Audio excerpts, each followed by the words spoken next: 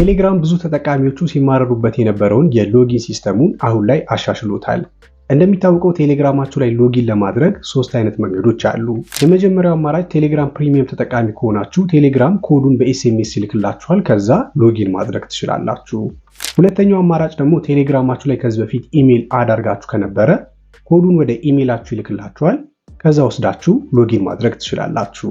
ሶስተኛው አማራጭ ከዚህ በፊት በሌላ የቴሌግራም አፕሊኬሽን ወይም ሌላ ስልክ ላይ በዛ አካውንት ሎጊን አድርጋችሁ ከነበረ ኮዱን እዛ ላይ ይልክላችሁና ከዛ ወስዳችሁ ሎጊን ማድረግ ትችላላችሁ።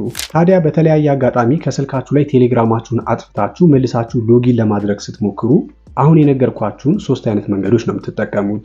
ፕሪሚየም ተጠቃሚ ከሆናችሁ ብቻ ነው በቀጥታ ኮዱን በስልክ ቁጥራችሁ በሜሴጅ የሚልክላችሁ።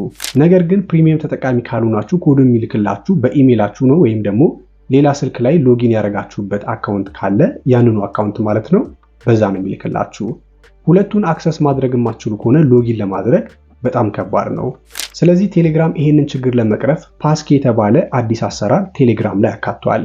ይሄም የሚያገለግላችሁ ምንድነው? ፓስኪ የተባለውን ሴቲንግ ቴሌግራማችሁ ላይ ኦን ካደረጋችሁ ከዛ በኋላ ስልካችሁ ላይ ያለውን ቴሌግራም አጥፍታችሁ መልሳችሁ ሎጊን ለማድረግ ስትሞክሩ ምንም አይነት ኮድ ሳይልክላችሁ በቀጥታ ይከፍትላችኋል ማለት ነው። ስለዚህ እንዴት አድርጋችሁ ፓስኪ የሚለውን ቴሌግራማችሁ ላይ ኦን ማድረግ እንደምትችሉ ላሳያችሁ።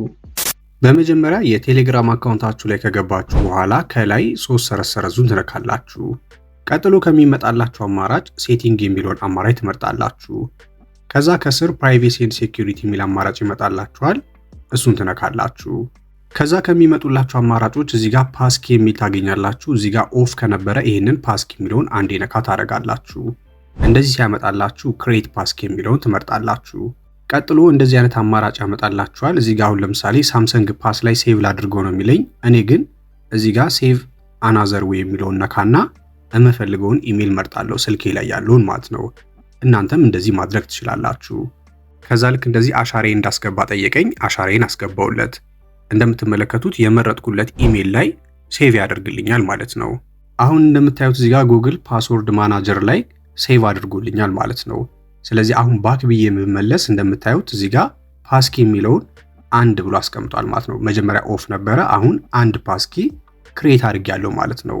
ከዚህ በኋላ ከዚህ ስልክ ላይ ቴሌግራም አፕሊኬሽኑን አጥፍቼው መልሼ ከጫንኩ በኋላ ለመክፈት ስሞክር ምንም አይነት ኮድ ሳይልክልኝ ይከፍትልኛል ማለት ነው። ያልገባችሁ ጥያቄ ካላችሁ ኮሜንት ላይ አስቀምጡልኝ። ቪዲዮውን ላይክ አድርጉት።